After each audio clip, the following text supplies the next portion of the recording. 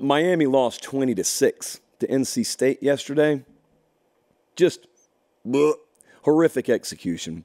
So, first off, congratulations. This is me doing an air handshake to the entire NC State program there. They've gotten a couple of big-time wins this year, and they should be applauded for it, and I'm applauding them for it. But 98% of the talk in my inbox today was about what should happen with Miami, what should happen. What do you think about Mario Cristobal? How did this happen? Well, I'll tell you really quickly how it happened. Despite outgaining NC State by 60 yards, they lost by 2 touchdowns because they had 3 red zone possessions and gained 3 points off of those, minus 2 turnovers. That's basically it. That's a recipe to lose a football game. However, where's Miami right now?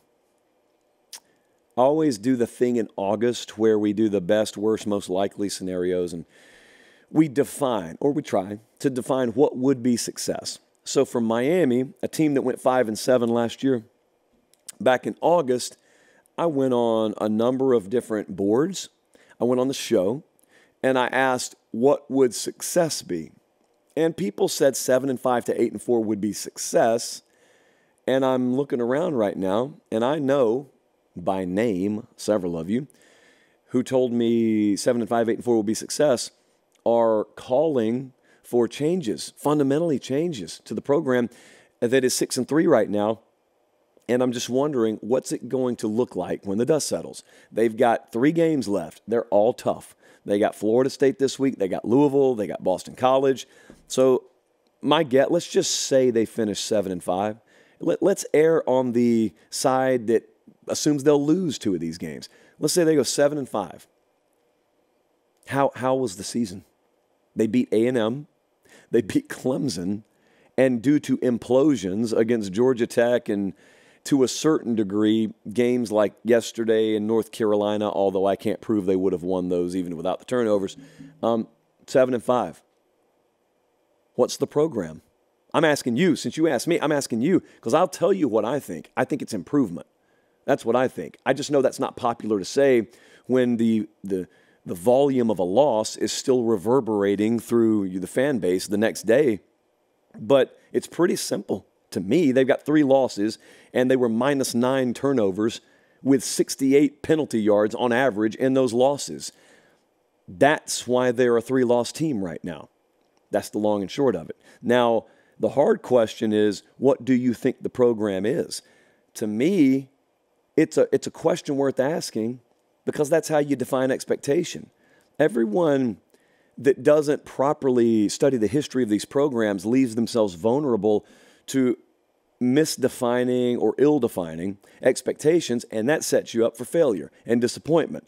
And what I mean by that is, what business do you have taking a program that's got 1 double-digit win season since 2004 and just blindly expecting 10 wins to be the baseline for them? That's illogical. And if I brought the alien, our buddy who sometimes visits Earth, if I brought him down here and I said, alien, welcome back, bud. How have you been? We got a program here, one double-digit win season since 2004, and we got some folks saying 8 wins is not good enough over here. What do you think? And that translates to, are you people high? What's wrong with you? Of course that's good enough. But the alien doesn't know what we know. He doesn't know who Howard Schnellenberger is, I don't think. He doesn't know who Jimmy Johnson is. He doesn't know what has happened there. He doesn't know what can happen there. He doesn't know any of this. So, maybe there's a little youthful ignorance about the alien when it comes to college football. But I am telling you, this has not been a little 3 or 4 or 5 year mini drought. It's been a prolonged drought at Miami. And the only point I'm making is, don't be looking at 5-7 year 1, 7-5 year 2, just because you get lost in the weeds of individual losses and start trying to, hit the reset button. It's not smart. It's not a smart way to go about it. They're bordering on a top 10 class this upcoming year. Most of this freshman class is playing right now. Reuben Bain's a stud. The ones who aren't playing now will be playing next year. That entire class will be on the field next year. I think it's a program that is trending in the right direction, even after another loss yesterday. I always find value in saying positive things after the loss because that's how you know I really mean it. Anyone can say good things after the win. Jesse, correct me if I'm wrong. I think I've been pretty consistent on Miami all year. I talked them up when they beat A&M. I talked them up as a program even after they lost to Georgia Tech. I just said the decision-making was horrible. But that's forest over here, trees over here.